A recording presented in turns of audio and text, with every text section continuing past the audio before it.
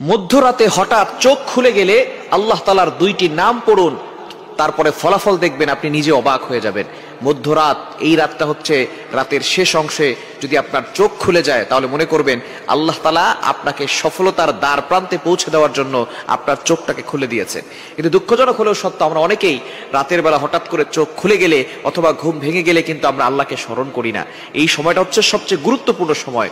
বুখারী শরীফের বর্ণনা, নবীজি সাল্লাল্লাহু আলাইহি ওয়াসাল্লাম জানিয়ে দিয়েছেন, নবীজি সাল্লাল্লাহু আলাইহি ওয়াসাল্লাম বলেন, রাতের শেষ অংশে, মধ্যরাতের পরেই রাতের শেষ অংশে যখন রাত একেবারে গভীর হয়ে যায়, এই সময়টা আল্লাহ তাআলা প্রথম আসমানে চলে আসেন এবং আল্লাহ তাআলা বান্দাদেরকে ডাকতে থাকেন, কার কি লাগবে আমি আল্লাহর কাছে চাও, আমি আল্লাহর কাছে বলো। অভাবে পড়ে গেছো, বিপদে পড়ে গেছো, তুমি টেনশনে পড়ে গেছো, দুশ্চিন্তায় পড়ে গেছো, আমি আল্লাহর কাছে সাহায্য চাও, আমি আল্লাহ তাআলা সকল বিপদ আপদ থেকে, বালা মুসিবত থেকে তোমাকে হেফাজত করব। সুতরাং আল্লাহ নিজে এসে ওই সময় বান্দাদেরকে ডাকতে থাকেন। মুয়াজ্জিন 5 বার প্রতিদিন মানুষকে ডাকে, হাইয়া আলাস সালাহ, হাইয়া আলাল ফালাহ, কাম টু দা সাকসেস, সফলতার দিকে আসো, কল্যাণের দিকে আসো। কিন্তু একটা সময় এমন আছে যেই সময় আল্লাহ নিজে বান্দাদেরকে ডাকতে থাকেন। এই সময়টা হচ্ছে মধ্যরাতের পরে রাতের শেষ অংশে। এই সময়গুলোতে, এই সময় যদি আপনার চোখ খুলে যায়, আপনি এই আমলগুলো করতে দেরি করবেন না। আপনার ওযু করার দরকার নাই, ওই অবস্থায় আপনি আমলটি করবেন। আল্লাহ তাআলা দুইটি নাম পড়বেন 11 বার করে। কয়বার? এবং দুইটি নাম পড়ার আগে আপনি 3 বার দুরূদ শরীফ পড়বেন। দুরুদের ভিতরে সর্বশ্রেষ্ঠ দুরুদ হচ্ছে দুরুদ ইব্রাহিম। আমরা নামাজ যেটা পড়ি এই দুরূদটি বেশি বেশি পড়ার চেষ্টা করবেন।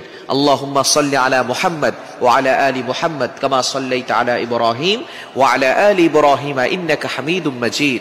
আল্লাহুম্মা বারিক আলা মুহাম্মদ ওয়া আলা আলি মুহাম্মদ কামা বারাকতা আলা ইব্রাহিম ওয়া আলা আলি ইব্রাহিম ইন্নাকা হামিদুম মাজিদ।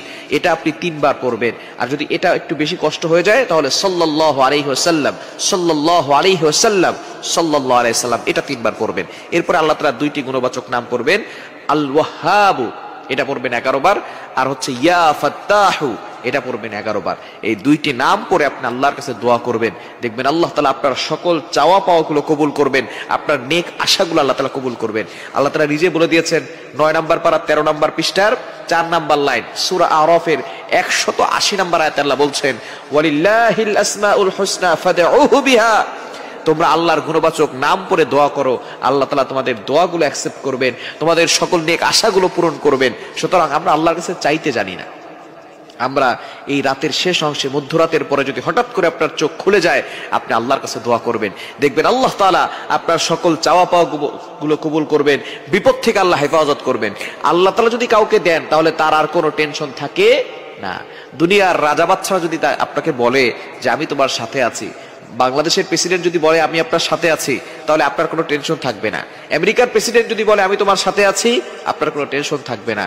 যদি আল্লাহ তাআলা সকল রাজাদের রাজা, মহারাজা, তিনি বলেন আমি তোমাদের সাথে আছি, আমি তোমার সাথে আছি, তাহলে ওই ব্যক্তির আর কোনো টেনশন থাকার কথা না।